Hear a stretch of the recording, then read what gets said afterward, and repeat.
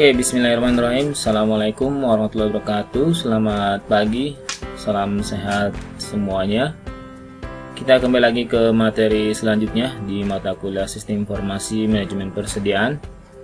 Nah, kemarin kita sudah membahas mengenai komponen di dalam sistem informasi, ya, dimana di situ ada people, kemudian ada database. Nah, sekarang kita akan masuk ke pertemuan selanjutnya, yaitu kita akan membahas tentang basis data atau istilahnya disebut dengan database.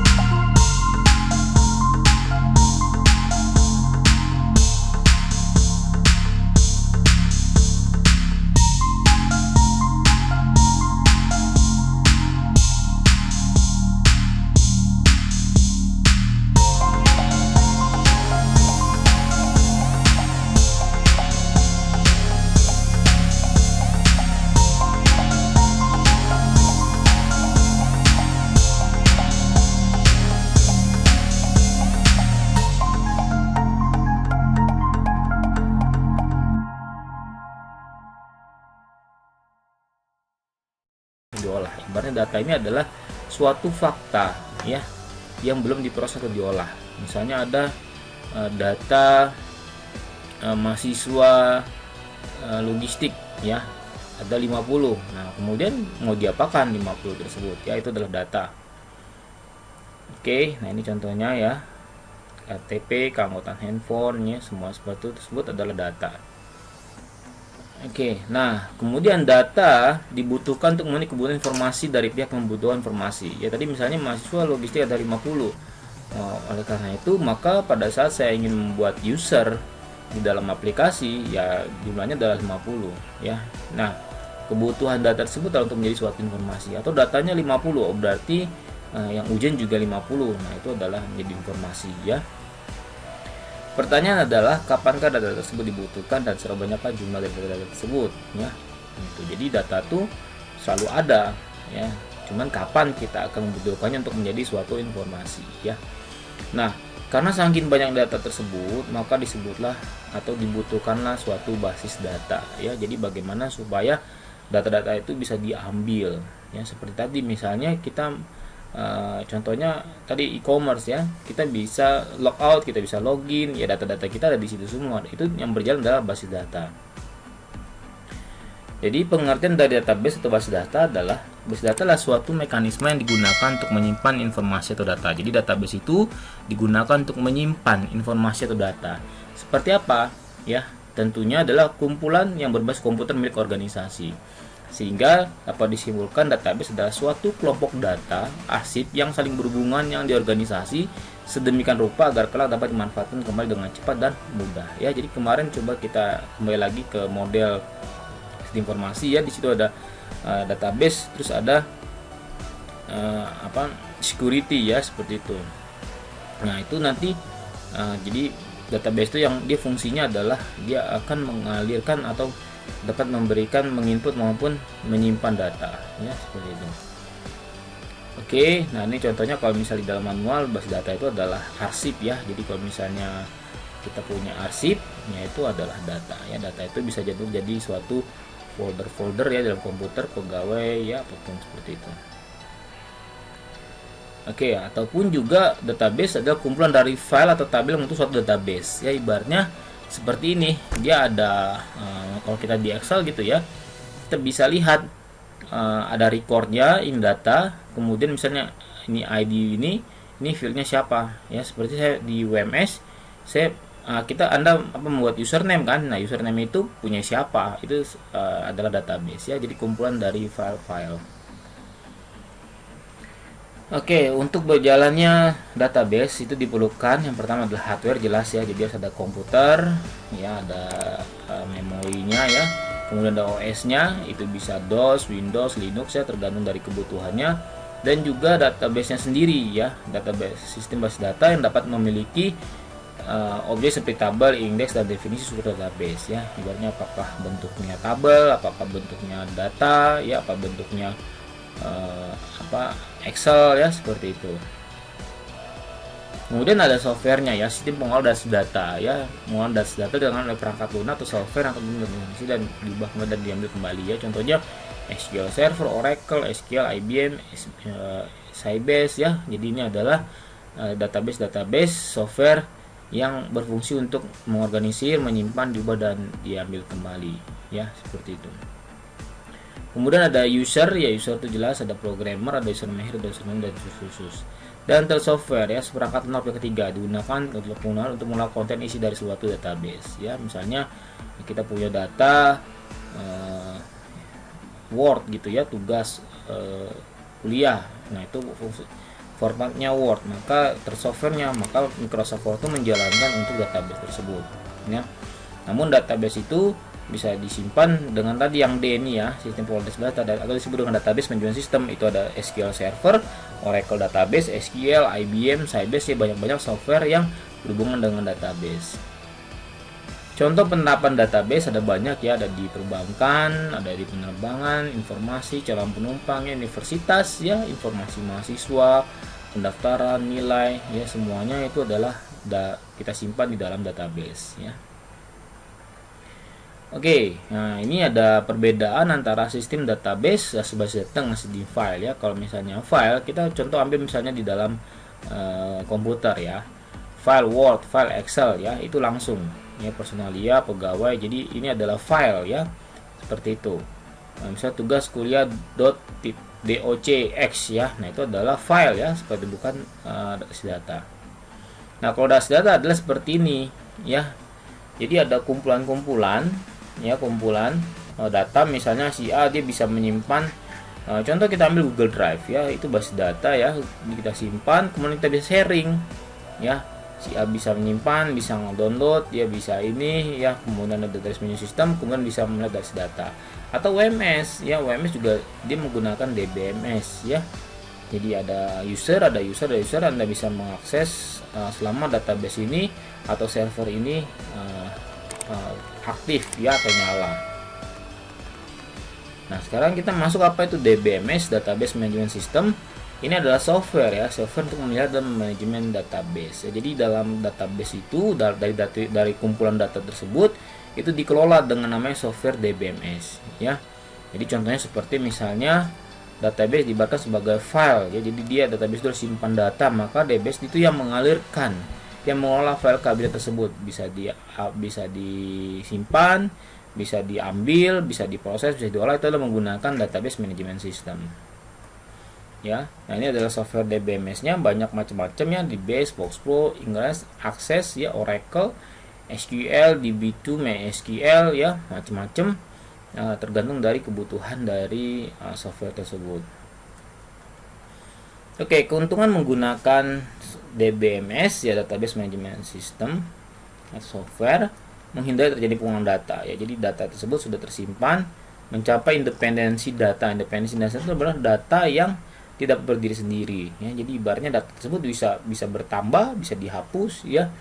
Kemudian mengintegrasikan data dari beberapa file, diintegrasikan ya, misalnya kalau misalnya Excel, user Anda bisa diintegrasikan dengan kalau misalnya Contoh kalau di e-commerce, Anda bisa jadi pembeli, bisa jadi penjual, ya, itu integrasi. Mengambil data dan informasi dengan cepat dan meningkatkan keamanan, ya, seperti itu. Jadi dalam menggunakan DBMS itu pasti aman, ya, tidak terjadi gangguan karena dia sistemnya sudah security-nya cukup tinggi, ya. Kerugiannya adalah, nah, tentu harga tersebut kalau originalnya mahal, ya, seperti itu. Kemudian perangkat kerasnya, tadi hardware-nya gubras cukup besar, ya, mahal juga, dan juga memperkerjakan dan mempertahankan seorang database administrator. Jadi harus ada orang yang paham untuk mengelola database tersebut. Oke, ini contohnya, ya, struktur sistem DBMS, ya, ada programmer, ada user, ada database sistemnya. Jadi dia menggunakan programnya, user yang sebagai menggunakannya, query, kemudian database scheme, ya, skema database-nya bentuknya seperti apa, ya. Kemudian dia fungsinya ini adalah DBMS, ya, sudah kebutuhan masing-masing. Kemudian ada file manager, method, system buffer, dan database dan data dictionary, ya. Di sini adalah kumpulan dari data-data tersebutnya yang ibaratnya nanti dia bisa di-input maupun di-save data yang sudah kita proses. Oke, sekarang kita masuk, tadi kalau misalnya di atas ada istilahnya DBML, ya, ada DDL, ya. Apa sih itu? Nah, itu adalah bahasa dari base data, ya. Jadi dalam mengakses database itu ada suatu bahasa dengan SQL, ya, struktur query language, ya. Jadi ibaratnya untuk mengakses database, ya, sebenarnya itu adalah menggunakan data-data yang tadi formatnya bentuk rumus matematika, ya. Nah, ini sebenarnya sekarang sih sudah mudah, ya, tinggal dimodifikasi dengan yang kebutuhan dari konsumennya, tapi aslinya adalah seperti ini, ya, bentuknya SQL, ya. Oke, nah ini, ya. Jadi misalnya kita pengen masukin data nama Podi, ya, nanti langsung masuk, ya, ini SQL, ya. Nah, ini sintaknya retrieve, ya, query, ya, seperti itu.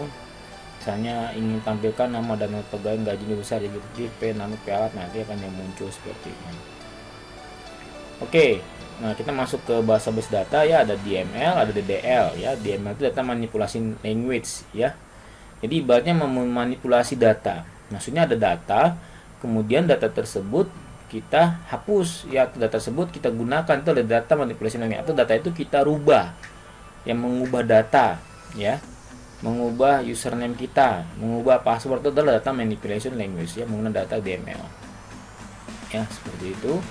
Nah, ini select name seperti itu, hasilnya begini, ya, nama, NIP, alamat. Jadi ini adalah kumpulan dari data-data yang bisa kita ambil dan bisa kita rubah.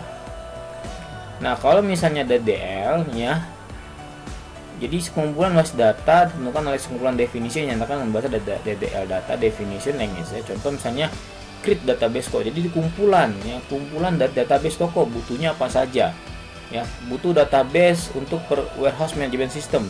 Dia butuh apa aja? Misalnya ada salesnya, ada inventory-nya, ya.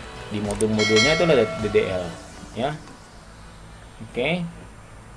Jadi DDL adalah kumpulan perintah SQL yang digunakan untuk create, mengubah, alter, dan menghapus, ya, buat baru, ya, untuk membuat baru, mengubahnya dan menghapus, ya, atau memodifikasi itu menggunakan bahasa DDL, ya, database ini, ya, data definition language, seperti itu. Oke.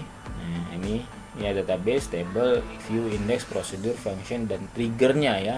Jadi ibaratnya kalau Anda ingin membuat baru, ya, mengubahnya dan menghapusnya, ya, itu menggunakan DDL. Oke, sekarang kita masuk ke tipe-tipe database, ya. Jadi database file yang pertama adalah menyimpan data dalam bentuk file, ya. Database file tersusun atas satu atau lebih file dan simpan dalam format teks, ya. Informasi dalam file disimpan sebagai file. Jadi seperti ini, ya. Ini kekurangannya, ya, tidak ada strukturnya, data mudah dihubungkan, mengatur data secara efektif, pengguna perlu menyimpan data, ya, program dibuat untuk data. Jadi seperti ini. Jadi dia langsung file, ya, database file, ibaratnya kita menyimpan data, ya, langsung filenya, ya, seperti itu. Ya, itu kan akan sulit, ya, kalau misalnya data itu sudah banyak, kita ingin mengambil dan semuanya bentuknya file. Oke. Yang kedua, database hierarki ya. Hierarki ini adalah setingkat dari database file ya, yang membuat dan merawat hubungan antar kelompok. Jadi misalnya gini, ini yang paling bawah tabel anak level seluruhnya misalnya adalah filenya ya. Kemudian dia bikin folder lagi ya, bikin hierarki. Ini toko buku ya, kemudian penerbit ya. Jadi hierarki, dibentuk hierarki sehingga kita tahu, oh misalnya kita pengen daftar buku misalnya di perpustakanya daftar buku logistik, penerbit logistiknya siapa, toko bukunya siapa, daftar buku siapa ya, seperti itu. Oke. Keuntungannya adalah data diambil secara cepat ya, karena sudah tahu hierarkinya, integrasi data lebih mudah diatur. Kekurangannya adalah pengguna harus memahami struktur basis datanya. Jadi harus tahu kalau misalnya lupa ya, atau misalnya terlalu banyak hierarkinya sehingga datanya hilang ya. Kita tidak tahu tempat data di mana, dan juga bisa terjadi pengulangan data. Yang ketiga adalah menggunakan database jaringan ya, peningkatan dari database hierarki ya. Jadi kemampuan tabel ya, jadi ini level anaknya ya, untuk berbagi hubungan relasi dengan tabel anak ya. Jadi misalnya ada, misalnya contoh ini, jadi lebih di tingkat di atasnya lagi ya, pengarang, toko buku, judul, daftar buku, dan ini bisa diangkat lagi ya, penerbit, seperti itu. Nah, database jaringan ya, data berbasis dengan cepat ya, karena sudah tahu di dalam satu folder ini penerbit, dia tahu bukunya apa saja ya. Kemudian pengguna mengakses data dari semua database ya, lebih mudah membuat model yang semi kompleks. Ya, kekurangannya sudah tidak mudah ya, karena dia memiliki berapa banyak jaringan. Perubahan database mempengaruhi program aplikasi mengakses database ya. Pengguna semuanya suatu database, jadi harus dipahami. Kalau misalnya tidak ya, nanti bisa lupa di mana filenya ya. Yang keempat ini database relasional ya, ini relasi, jadi dia punya hubungan, jadi dibuat relasi. Penerbit ini punya relasi dengan pengarang ya, penerbit ini berhubungan dengan toko buku ya, seperti ini. Ada dua ya, yang ibaratnya ini menyederhanakan menjadi data dan pengambilan. Jadi ibaratnya ini relasinya ya. Kalau kita pengen lihat penerbit, maka bisa lihat toko buku dan bisa pengarangnya ya. Pengarang bisa lihat judul, daftar buku, dan misalnya dibuat relasinya ya, seperti itu. Oke. Jadi ini istilah file, record, dan table ya. Jadi dalam bahasa informasi itu sering dikenal field, record, dan file ya. Field itu mempresentasikan suatu atribut dari record yang menunjukkan suatu item dari data, seperti misalnya nama, alamat, dan lain sebagainya ya.